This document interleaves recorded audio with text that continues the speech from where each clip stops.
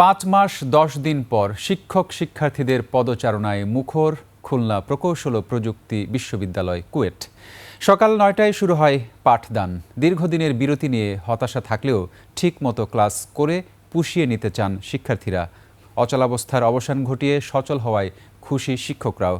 খুলনা প্রতিনিধি আশরাফুল ইসলাম নূরের তথ্যে ডেস্ক রিপোর্ট, ক্যামেরায় ছিলেন শেখ মোহাম্মদ জুয়েল। শিয়া বাটার ও ভিটামিন ই সমৃদ্ধ লিলি হালাল বিউটি সোপ, তারুণ্যময় উজ্জ্বল ত্বকের জন্য। বৃষ্টিতে ধুয়ে মুছে পরিষ্কার কুয়েটের পথঘাট মাঠ। শিক্ষার্থীদের বরণ করে নিতেই যেন প্রকৃতির এ আয়োজন। বৃষ্টি মাথায় নিয়েই প্রিয় বিশ্ববিদ্যালয়ে আসেন শিক্ষার্থীরা। চোখে মুখে ছিল উচ্ছ্বাস।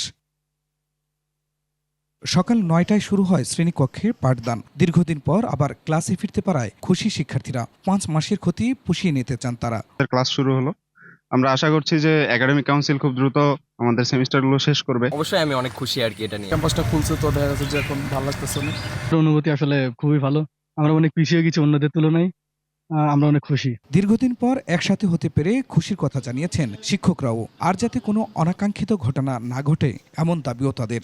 আমাদের যে শিক্ষা কার্যক্রম আর ব্যাহত হবে না এবং আমরা যে অরাজনৈতিক একটা প্রতিষ্ঠান হিসেবে চালাতে চাই, এই ভিসি মহোদয় একই সাথে আমাদের সাথে সেইভাবেই কথা বলছেন।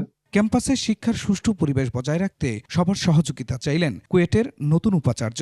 আমরা আমাদের বিচার চলবে, সবকিছু চলবে, আন্দোলন চলবে, কিন্তু ক্লাসকে হ্যাম্পার করা হবে না। এই ব্যাপারে শিক্ষকরাও সিদ্ধান্ত নিয়েছেন, ছাত্ররাও তাই বলেছে। Class is different from this. এর আগে ছাত্র রাজনীতি বন্ধের দাবির দ্বন্দ্বে গত 18 ফেব্রুয়ারি কুয়েটে বহিরাগতদের সাথে সাধারণ শিক্ষার্থীদের সংঘর্ষ হয়। এতে আহত হয় শতাধিক। এরপর নানা দাবিতে 5 মাস 10 দিন বন্ধ থাকে ক্লাস ও পরীক্ষা। Khurshid Alam, desk report, 21 television.